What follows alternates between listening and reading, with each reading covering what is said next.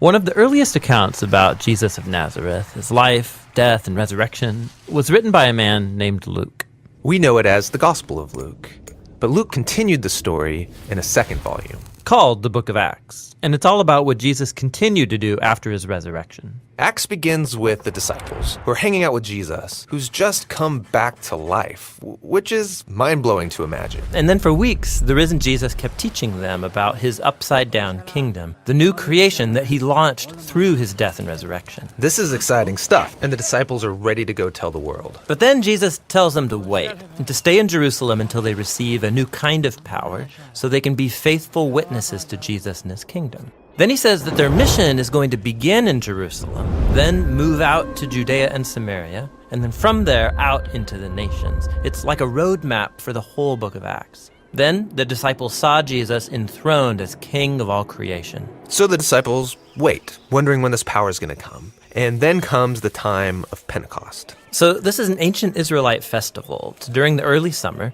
and thousands of Jewish pilgrims would come back to Jerusalem from all over the world, all these different languages and cultures colliding in the city. And the disciples are together in a house, which is suddenly filled with rushing wind, along with fire. Fire splinters off into tongues of fire hovering over people's heads. What's this all about? Yeah, so Luke is tapping into a repeated Old Testament theme. When God's presence showed up similarly at Mount Sinai, he made a covenant with Israel and gave them the Ten Commandments. Then later, when God's glory came in a pillar of fire, it filled the tabernacle when he came to live among them. But that was just one pillar of fire, not many. Exactly. Luke's making an important point here. This is God's personal temple presence, God's spirit that was foretold by Israel's prophets. And now it's come to take up residence in the new temple of Jesus' body, that is, his people. They've become little mobile temples where God now dwells. And they start to tell stories about Jesus, but they're speaking in languages that they didn't know before, yet all the visitors can understand them. What's this all about? Well, Peter gets up to explain that this is the fulfillment of Israel's hopes based on the scriptures.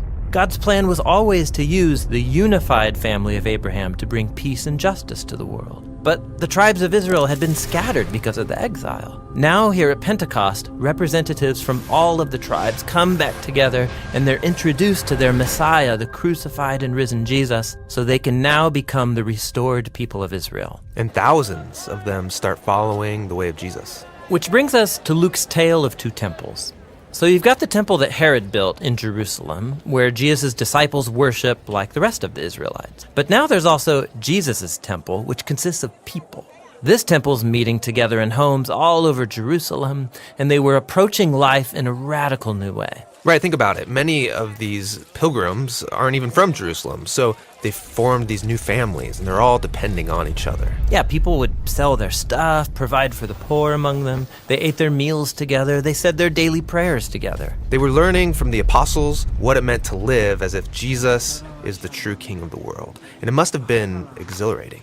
But it wasn't all fun and games. Being God's temple is serious business, just like in the Old Testament. So you might know about that strange story in the book of Leviticus about two priests who disrespect God in the temple and then suddenly die. Well, Luke includes here a similar story of two disciples who dishonor God's spirit in this new temple, and they suffer a similar fate. So there's corruption in the community. But the bigger problem is coming from the outside. Yeah, from the other temple. Its leaders are threatened by this new messianic movement, and so they arrest the apostles, they try to stop them. And this brings us to the final story in the Jerusalem section of Acts. We're introduced to a new disciple, Stephen. Oh yeah, Stephen. He's on fire. He steps up as a leader among the disciples to serve the poor, and he would go to the temple courts to teach people about the way of Jesus. So the temple leaders arrest Stephen, and they find false witnesses to accuse him of dishonoring Moses and of being a terrorist who's threatening the temple. In response, Stephen gives this powerful speech about how predictable this whole situation was. Yeah, he retells the whole Old Testament story, highlighting characters like Joseph, Moses, and the prophets, people who are consistently rejected and persecuted by their own people. Israel's been resisting God's representatives for centuries, and so their rejection of Jesus and now of his followers is a rejection of God himself. They get angry, and they start to execute him by picking up rocks and smashing him to death. And as he's dying, he commits himself to the way of Jesus, to suffer because of the sins of others. He even cries out, "Lord, don't hold the sin against them." This is basically what Jesus said at his death. Exactly. Stephen becomes the first martyr of the Jesus movement, with many more to come. But this persecution contains seeds of hope, which is why Luke introduces us to a new character here, a religious leader named Saul. He stands over Stephen's dead body and even approves of the whole thing. Wait, Saul, you mean the man who becomes the Apostle Paul? Yes, Luke is showing how even this tragic murder can't stop Jesus' kingdom. And so many persecuted disciples scatter out of Jerusalem, and just as Jesus said, they head into Judea and Samaria. Now, the story of what happens there, that's what the next section of Acts is all about.